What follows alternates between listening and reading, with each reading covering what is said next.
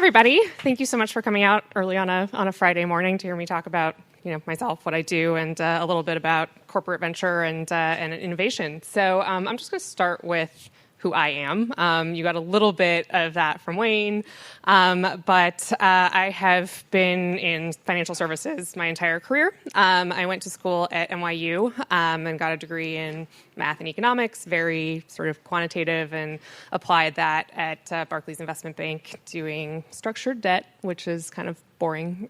But I grew up in the Bay Area, and so there came a point where I decided, I really need to get back into that innovation space and do things with people who are actually creating as opposed to financial engineering. So I went back to school at USC, and there I connected with one of the co-founders of Touchdown Ventures and got my big break in venture capital. And it's a little bit of an untraditional firm. When you think about, VC, you raise money and then you deploy that into startups. We actually work with corporations to help them launch and manage their venture capital programs. And so in my time at Touchdown, I've worked with actually 3 different funds that are up and running and making investments, and I'm in the process of launching another one. So I first started at Edelman, running a fund looking at marketing technologies to help them serve their clients better and to help those clients communicate with their audiences and their employees more effectively. Then I started working on our fund with 20th Century Fox. I did that for about 2 years, and there we were looking at everything related to media, everything from protecting content to connecting with fans authentically and helping them get into the worlds that they create with their intellectual property. And then most recently, this is going to be a logo that nobody really recognizes, but it's a children's hospital in Miami. And we looked at, and are still looking at, technologies that help kids feel better and stay healthy. So concussion prevention and treatment, for instance, or neurosciences. So how do you help a kid with ADHD or an autism spectrum disorder? Or how do you create a nutrition program for kids that is either prevents disease or helps them treat a condition that they have? So lots of fun different things. So like I said, Touchdown really helps corporations launch and manage these programs. And when I say corporate venture capital, what I mean is a corporation looking for an investment in a startup that has both a financial and a strategic objective. And I'm going to get into this a little bit more, but the corporation has more to offer to its startup portfolio than just money. And a lot of investors are really capable of being value-add investors in the institutional world. But what the corporation is able to do that an institutional investor most of the time cannot is be a customer. And so our corporations are really looking for those opportunities where they can not only provide investment capital, but also provide revenue to the companies that they work with. So before I get into corporate venture, I wanted to talk a little bit about the corporate innovation landscape as a whole.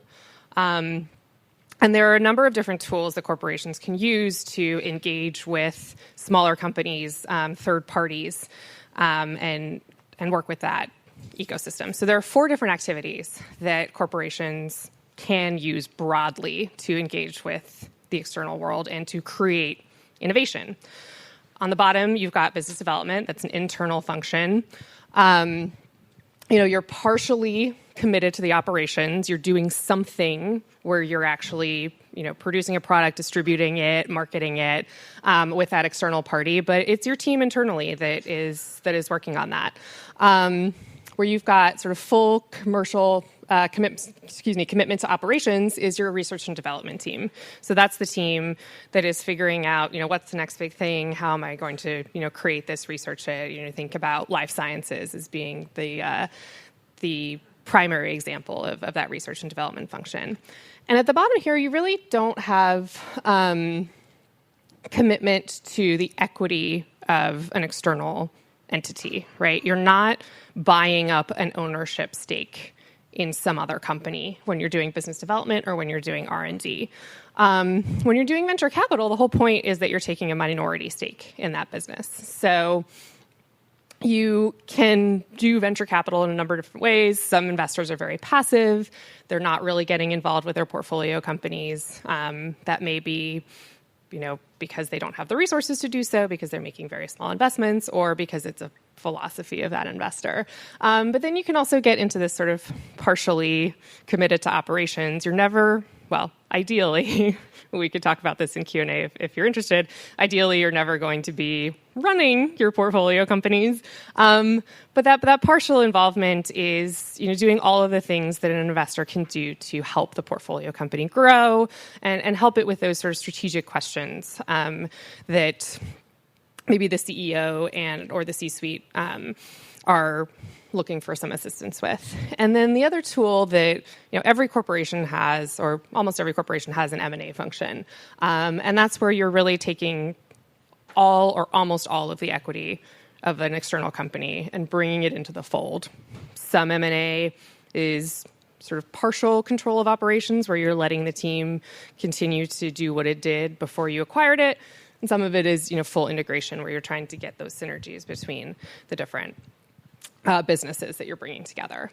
And so this greater commitment creates more risk for the organization.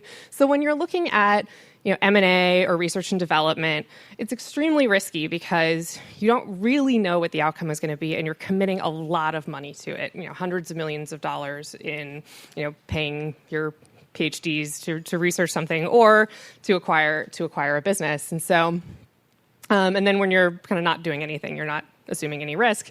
And in the middle, and why Touchdown exists, is there's this risky but not crazy risky mid-sweet spot where you're committing capital, you're not taking full ownership, you're not trying to run these businesses by yourself. You've got partners in the startup team, and you've got partners in your syndicate of co-investors. You're not putting up all of the money typically when you're making those investments. So this is the myth that I was talking about earlier, that corporations have to choose between being financially savvy investors and making investments that are strategic to their business.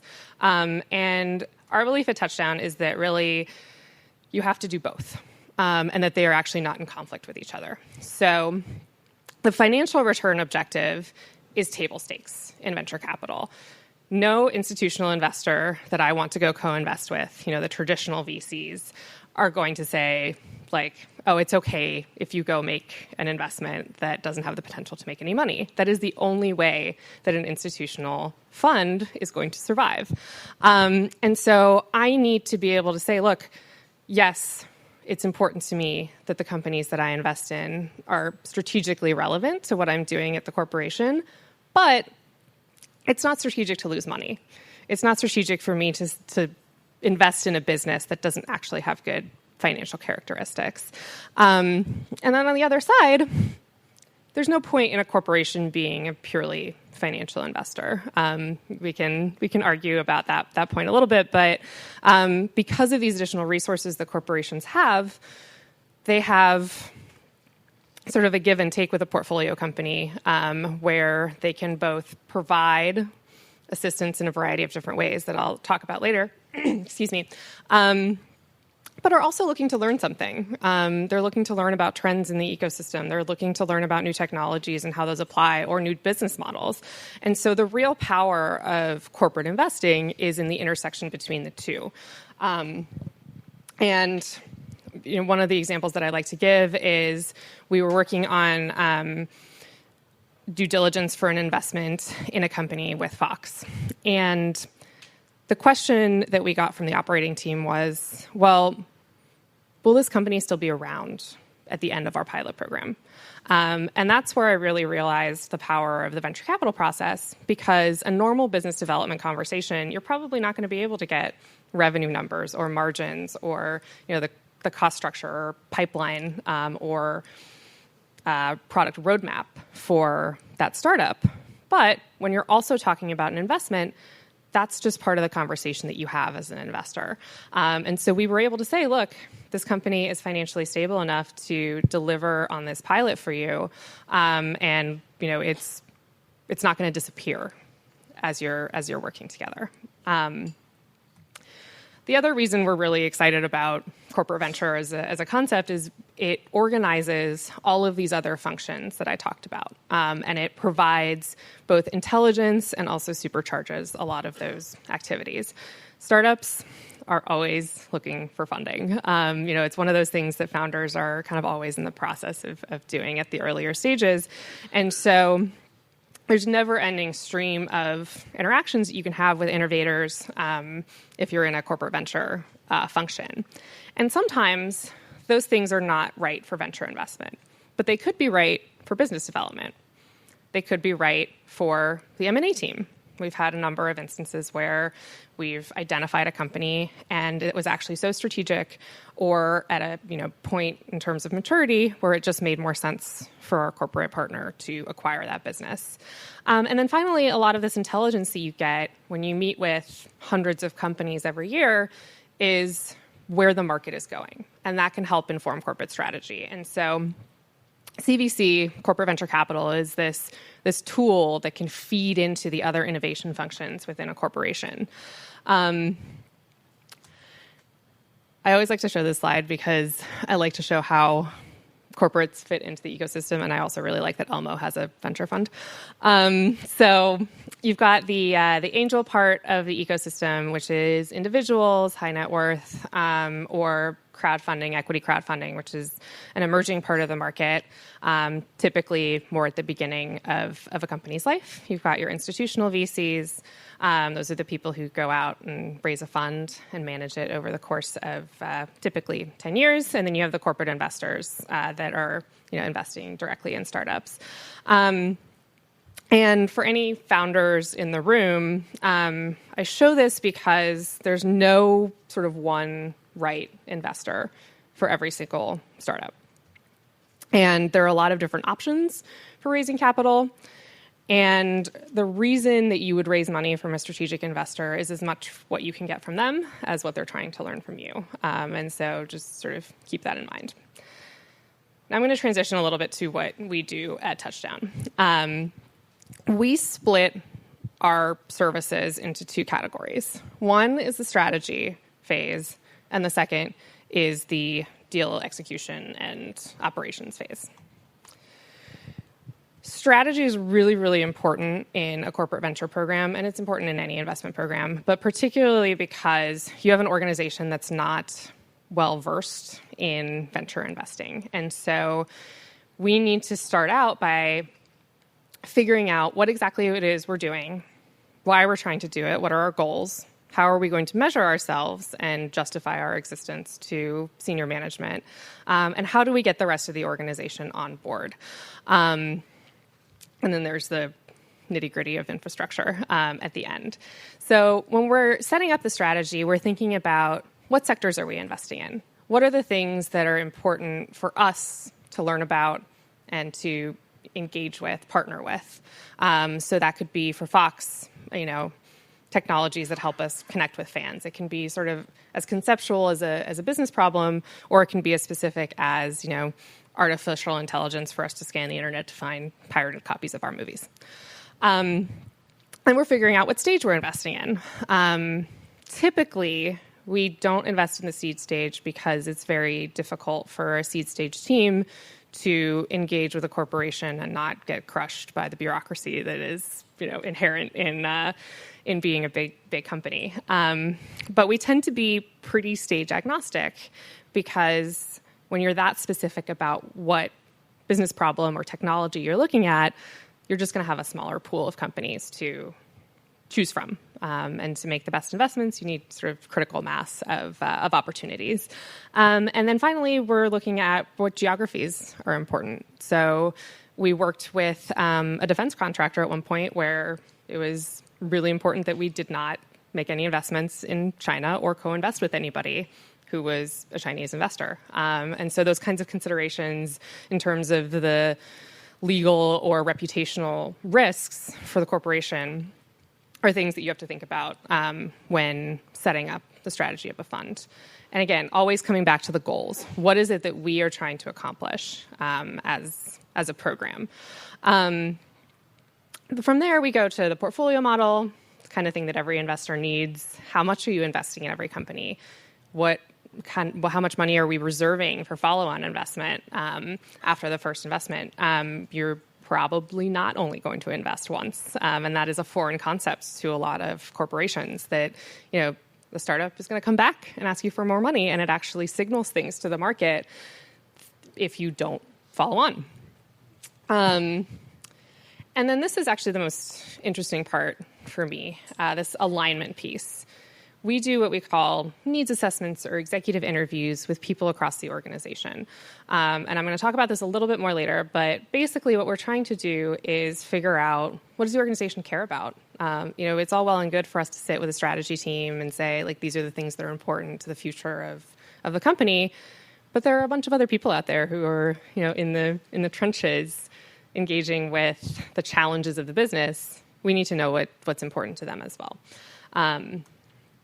And then on the execution side, we're working hand in hand with typically strategy or business development professionals who have another day job.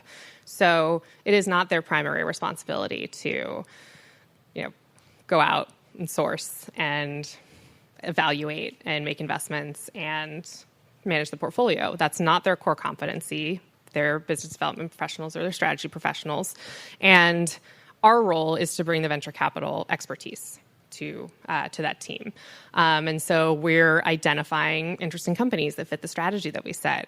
We are evaluating them for the financial viability of their business. We're negotiating and closing those transactions. We have familiarity with term sheets and how you get a good deal with an entrepreneur that aligns you with that person over the course of a number of years until they have built their business. And then portfolio management. How do you help those companies succeed? How do you plug them into the right resources, both outside of the corporate partner and within that corporate partner? And finally, one of the most undervalued parts of venture investing is how do you actually manage those things to exits? So how do you help a company get a great M&A offer? How do you help a company go through the IPO process? These are all things that our team is skilled at.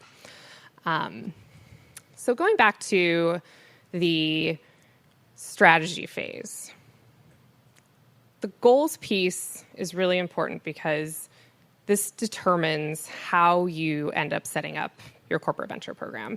And what I mean by that is there are sort of 4 different categories of corporate investing. One, on the upper left, is the ad hoc piece. So you're making investments kind of when something is opportunistically interesting. You're not really committed to a full-on program. You're not committed to building a portfolio. You're just identifying things that are really strategic and worth an investment. On the upper right is kind of where we sit, which is that entity, or at least committed kind of named program, where you are doing something systematically with structure that is helping you achieve particular goals in your business. On the lower half of this chart, these are more of the limited partner type of investors, where the goal is to learn about a space, to connect with smart investors, to sort of piggyback off of their expertise in engaging with the startup ecosystem. I'm not going to go through this in detail, but feel free to follow up with me later. These are the things that we think about in venture strategy. So there is the sector, stage, and geography that I talked about, but then also how much you're going to keep in reserves, how are you structuring your investment committee. The investment committee is particularly important because this is where corporations often get tripped up in playing nice with the ecosystem. Corporations are notorious for moving slowly and not operating at the pace of startups. And we have a seat on the investment committees, so we can kind of help those things move along. But also, we make sure that there's one body that can approve the investment. If you sort of think about the typical corporate bureaucracy, you've got committee after committee after committee that approves things, and we need to change the culture around this particular decision-making process that says let's get straight to the person who can say, yes, we're going to write that check and wire money. And then the very last piece of strategy that we look at that a lot of funds don't need to is what we call the operating relationship. And so who is it within the organization that is actually going to own sort of the additional relationship with the startup? So is it somebody who is going to co-develop a product with them? Are we connecting them with someone in R&D? Or are we connecting them with someone on the marketing team to help them with their marketing program, for instance, which is something that we did a lot at Edelman. And we want to go into the program knowing what those types of relationships are going to be so that we don't promise things that we can't deliver. And that's another thing that's really, really key. So this is the needs assessment part that I talked about. So startups with strategic value, that's really easy for the working team or sort of the people who are in the strategy or business development group in the corporation to answer. That's what they think about all day, every day. Good financial investments, that's what we do all day, every day. We understand how to identify a good financial investment. But the bottom part is the part that's really critical to making corporate venture work, and that is startups that the team will support. And without a sponsor within a business unit, that relationship gets lost. And often the startup will get really frustrated about not getting the full value out of the strategic relationship. And so we go through this process of engaging across the organization to learn about what those people actually care about. And it helps us adjust the strategy on an ongoing basis because those business problems change over time. I am going to skip ahead and just talk about sort of commercial options for engaging with startups that we often facilitate. So by licensing, we mean both in-licensing of technology from startups and out-licensing of technology from the corporation to the startup. You know, sometimes there are things that the corporation has or is expert in that they're able to license out to the startup that can help them sort of supercharge their growth. Supply chain is another really important one. We work with Kellogg's on their fund, and they are experts in sort of the food supply chain. And so bringing that expertise to the food brands that Kellogg's has invested in. Distribution, similar thing. In film and television, that was actually a big value add, is plugging in some of these media startups into the distribution networks that Fox had. Marketing is very similar. And then finally, sort of the most impactful one in a lot of cases is just becoming a customer. One of our co-founders was at Comcast Ventures and actually helped found that team.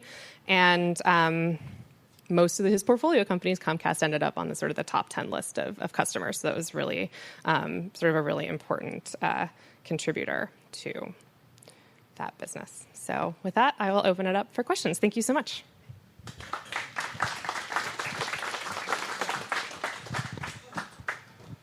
Should I trade? Yep. Thank you, Selina. We're going to pass off the microphone to John here. Does everybody know the rules for questions for us? It's a very short sentence with a question at the end. Not time for stories, not time for your experiences. But Selina, will you stick around after for people to catch up? So that's a great time for your stories and following up with Selina. All right, John, go ahead. Yes, Andy's going to start. Good morning, Selina.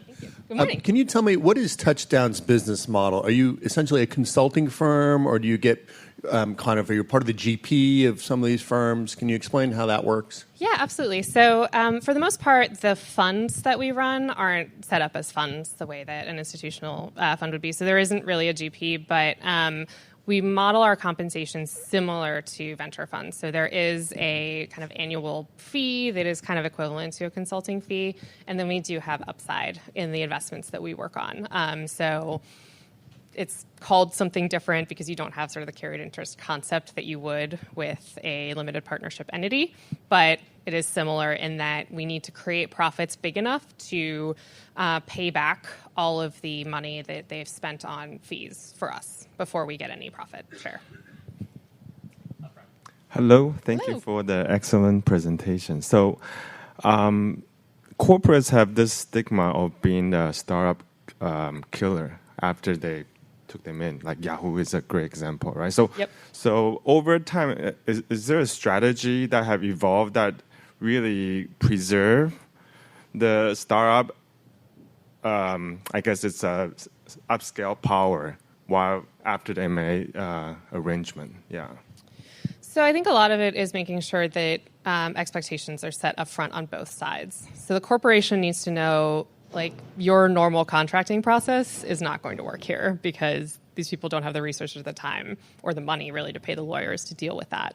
On the other side, the startup needs to be aware of exactly kind of what they're getting from the relationship, and set themselves up to be sort of professional enough and self-aware enough to know that they're ready or not ready to engage in that kind of relationship. And so for us, we see ourselves as the bridge between the two and making sure that any communication issues are dealt with and that we kind of rein in the corporate desire to control, because that's the model that they're familiar with is we control the things that we put money into, and that is kind of an ongoing education process. And so one of the ways that we address that is starting out programs a little bit later in terms of the stage. So instead of investing in a company at Series A, where they're still figuring things out and developing the business model and testing in the market, we might go sort of Series C, where the company's a little bit more mature and resembles an organization that corporation is more familiar with. And so they're a little bit more comfortable with sort of the stability and the progress that team has made. Yes. I've learned that to obtain a new, valuable, logical idea, information is extremely difficult to do. Throughout the world and throughout history, these ideas come out during that time by one individual. It could be worth multi-million dollars, or it could be worth hundreds of $1 millions, or it could be worth billions of dollars or more. Do you treat, if that kind of information came to you, how would you treat that type of information instead of, how would you? So what I think you're getting at is sort of the tension between the entrepreneur and what they might see as potentially a competitor in the corporation. And that's something that, the entrepreneur has a responsibility for, figuring out who they engage with and who they're sharing kind of those secret sauce pieces with. For us, we don't want to make an investment in something where the corporation is committed already to building it themselves. That's reputationally really bad. And so part of our process up front is actually talking to the R&D team and the folks that are responsible for building internally. What is it that you absolutely feel that you need to build yourselves, and where are you comfortable partnering externally to learn some of these things and develop them with external parties. And so we don't want to be in a position where we end up with sort of like this holy grail of an idea that belongs to someone who's building a business around it, and the corporation ends up sort of building off of that themselves. Over here, Selina. So I'm not sure if you know David Horowitz. He is the co-founder of our firm. Yes, I know. Right. Him well. I work for a company. He actually was the investor when he was at Comcast Ventures. So from the startup point of view, what's our decision to go to a corporate internal venture team versus go to you? Can you talk about the differences? Also, what's your niche market? Because there's a lot of big corporations, they do have internal venture fund. Yeah, so we are the venture team for those. So we would never work with a Comcast because they have an operation set up that is their own team that are very good venture investors themselves. So where we fit into the market is with those corporations that don't want to hire an internal team. So we're not a good fit for a corporation that's going to spend the time and resources to find a good venture investor that can sort of lead that charge internally. Where we're a really good fit is they know they want to make investments, they see the strategic value in it, but they don't have sort of the people even to identify the right type of talent to run that program. And honestly, we're cheaper than hiring an internal team. We have 30 people on our team that are all out, looking for good opportunities and evaluating them for all of our partners. And so it's sort of a cost-benefit analysis for those programs where they're committing between, typically 50 and 100 million over the course of 5 years, where it's just not worth putting in the time and effort to hire a full team themselves, where they could just work with us. Over here. Selina, appreciate your presentation. Building off the last question, I was hoping you could name a couple case studies or elaborate with corporations here in Southern California that are kind of leveraging your team and what they're getting out of it. Yeah, so Fox before the acquisition was one, and they were looking for really the sort of the driving principle was audience engagement or audience intelligence. So the traditional model for the media industry is you've got the studios who are producing content, and you've got the exhibitors or the retailers or TV stations, what have you, actually having the relationship with the fan. And so what that creates is a disconnect between sort of in the feedback loop. So the studio doesn't know who went to see Star Wars. And so every single time that a new movie in that franchise or connected to that intellectual property comes out, they have to ramp up a big effort to reach everybody, as opposed to targeting the people that they know are already fans or are predisposed to purchasing a ticket. Another example is Avery Dennison, which is out in Glendale, and is a material science, at its roots, a material science company, but they do a lot of labeling and packaging, as well as sort of on-garment printing and those kinds of things, and RFID tagging for retailers and pharmaceutical companies. And they're actually, interestingly enough, our process of interacting with the executives brought up sustainability as a core objective for the venture program. Because when you think about a label, at least half of that is waste in the moment that it is used. And so executives across the organization were thinking about, it's not the number one thing that we as operators need to be worried about, because we're worried about the quality of our products and margins and those kinds of things. But it's something that it will be a big reputational risk, going forward with climate change. And so the venture program has been able to go out and map out what's going on in sustainability related to Avery Dennison's business. So as opposed to sort of market research where you're mapping an entire ecosystem, we come at it with the focus of what is it that relates to the business problems that you're trying to solve, and then make recommendations about where in that ecosystem is venture investable versus where you should acquire something versus where you just shouldn't play at all because either it's not ready or it doesn't fit the problem that you're trying to solve. Yeah. Hey, Selina. That was a really good talk so far, and I think we have another question up here. But I've got a question, and I'm glad you talked about that strategic investors, because we've had a lot of we've had Passing the Angels here, so they're more financial investors and a lot of smart money, so a lot of VCs that have come talk, and we've also mentioned strategic investors. I think you've probably given us the most complete and comprehensive explanation of what strategic investors are all about. You talked a lot about some of the pros when it comes to a strategic investor, having a strategic investor as a partner. On the con side, you also kind of talked a little bit about some of the cons. I was wondering if you can expand on that as far as exit strategy or markets, because if you have a strategic investor that doesn't want to do business with their competitor, that might limit some of the business opportunities of that startup.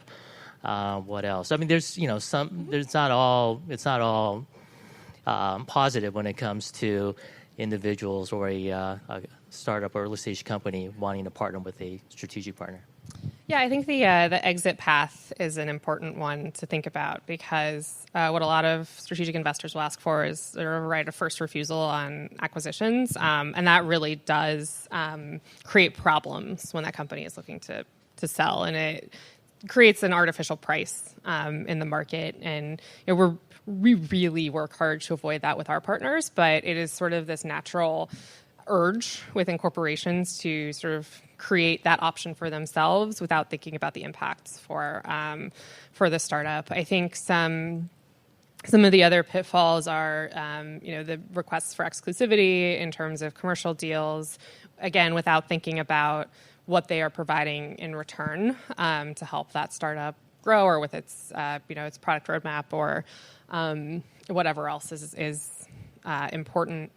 And then I think it's also a matter of managing expectations. I think corporations have a tendency to throw their weight around in an unproductive way. And so, they believe that their sort of processes are the only way to operate, and are less willing to work with startups to find a way to create a mutually beneficial outcome. And quite frankly, that's where we try to come in and act as a translator. But that is something that a lot of corporate investors run into at the beginning that create reputational risks. Hi. Hi. I had an experience decades ago of starting a company devoted to interactive storytelling, and we found out that we were ahead of the market.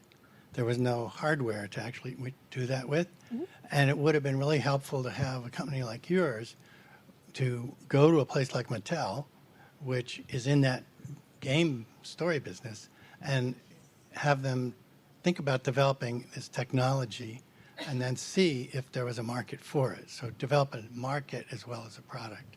Is that something that you've had any experience with? More limited. I think we tend to be better at sharing information about where markets are in terms of your sort of readiness, as opposed to helping develop those markets. I think in certain cases, I could definitely see that, being a collaboration that works out, particularly if it's a space that the corporation is interested in moving into. And so if they already have that activity going of sort of developing the customer base, understanding the segments, and figuring out where they want to go in it, those types of partnerships work really well. It's not something I personally have had experience doing, though. Hey, Selina, it's Minnie. Hello. Hi. I believe you told me that your funds are usually about $50 million, give or take. Does your website have the information about all the different funds you have and sort of what size check they tend to write? Or can you also just tell me, I think you said usually coming at the Series A or B or later, are you leading rounds, not leading rounds? Yeah, so one of the challenges is that we're running 11 different funds, and so each one of them is different in terms of check size and stage. Generally, we're writing checks between $500,000 and $10 million, which is a really big range. And the lead versus follow question is very dependent on each individual partner. Generally, we're comfortable leading, and generally, we're writing checks big enough to lead to that A-B stage, but it's not universal.